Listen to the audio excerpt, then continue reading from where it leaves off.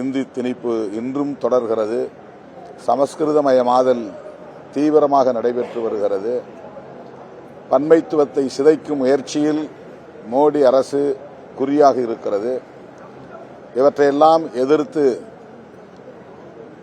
தமிழ் மட்டுமல்ல, இந்தியாவில் பேசப்படுகிற அனைத்து மொழிகளும் பாதுகாக்கப்பட வேண்டும் என்கிற நிலைப்பாட்டை முன்னிறுத்தி விடுதலை சிறுத்தைகள் கட்சி செயல்பட்டு வருகிறது. மோடி அரசு ஒரே தேசம், ஒரே கலாச்சாரம், ஒரே மொழி, ஒரே மதம் என்கிற வகையில் செயல்பட்டு வருவது நாட்டின் பன்மைத்துவத்திற்கும் மதச்சார்பின்மைக்கும் மிகவும் ஆபத்தாக போய் முடியும். எனவே ஜனநாயக சக்திகள் தேசிய அளவில் ஒருங்கிணைந்து அவரவர் தாய்மொழிகளை பாதுகாக்கவும் அவரவர் கலாச்சாரங்களை பாதுகாக்கவும் ஐக்கியப்பட வேண்டிய தேவை இருக்கிறது என்பதை விடுதலை சிறுத்தைகள் கட்சி இந்நாளில் சுட்டிக்காட்ட விரும்புகிறது. இரட்டை என்ஜின் தமிழ்நாட்டில் இரட்டை என்ஜினா அல்லது டெல்லியில் ஒரு என்ஜின் தமிழ்நாட்டில் ஒரு என்ஜின் என்கிற அடிப்படையில் சொல்லுகிறாரா என்ற தெளிவு தேவைப்படுகிறது.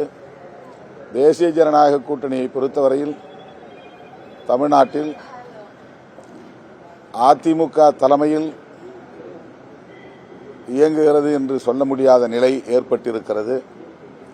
அது அதிமுகவுக்கு மிகப்பெரிய பின்னடைவை ஏற்படுத்தும் என்பதை விடுதலை சிறுத்தைகள் கட்சியின் சார்பில் சுட்டிக்காட்டியிருக்கிறோம். அண்மையிலே நடைபெற்ற பொதுக்கூட்ட நிகழ்வில் பேசிய மேனாள் முதலமைச்சர் எடப்பாடி பழனிசாமி அவர்கள் தமிழ்நாட்டில் பிரதமரின் ஆதரவோடு தேசிய ஜனநாயக கூட்டணியின் ஆட்சி மலரும் என்று பேசியிருக்கிறார். அதிமுக ஆட்சி மலரும் என்று பேசுகிற நிலை இன்றைக்கு இல்லாமற் போய்விட்டது என்பது கவலை அளிக்கிறது. அதாவது அதிமுகவின் நிலையை எண்ணி கவலைப்படுகிறோம். அதிமுக வெகு மக்களின் பேராதரவு பெற்ற ஒரு இயக்கம், தமிழ்நாட்டை ஆண்ட கட்சி. ஆனால் இன்றைக்கு பாஜகவின் பிடிக்குள் சென்றுவிட்டது என்கிற நிலையை எண்ணி உள்ளபடியே ஒரு திராவிட இயக்கம் இப்படி சனாதன சக்திகளின் பிடிக்குள் சிக்கிக் கொண்டது என்பதை எண்ணி வருந்துகிறோம். அதிமுக பாஜக ஆகிய இரண்டு கட்சிகளுமே இருக்கிற அணியில் இடம்பெறுவதில்லை. அந்த இரண்டு கட்சிகளும் சோசியல் இன்ஜினியரிங் என்கிற பெயரில் சாதியின் பெயராலும் மதத்தின் பெயராலும் வெறுப்பு அரசியலை முன்னெடுக்கக்கூடிய கட்சிகளாக இருக்கின்றன என்பதை நாங்கள் சுட்டிக்காட்டியிருக்கிறோம்.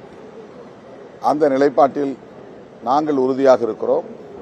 பாமக இன்றைக்கு ஒரு அணி மோடி தலைமையிலான கூட்டணியில் இடம்பெற்றிருக்கிறது.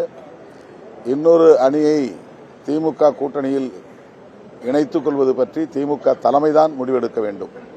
அதிலே நாங்கள் எந்த முடிவும் எடுக்கக்கூடிய நிலை இல்லை. நாங்கள் ஏற்கனவே 14 ஆண்டுகளுக்கு முன்பே முடிவெடுத்து விட்டோம். இப்போதைக்கு முடிவெடுக்கும் நிலை எதுவும் இல்லை.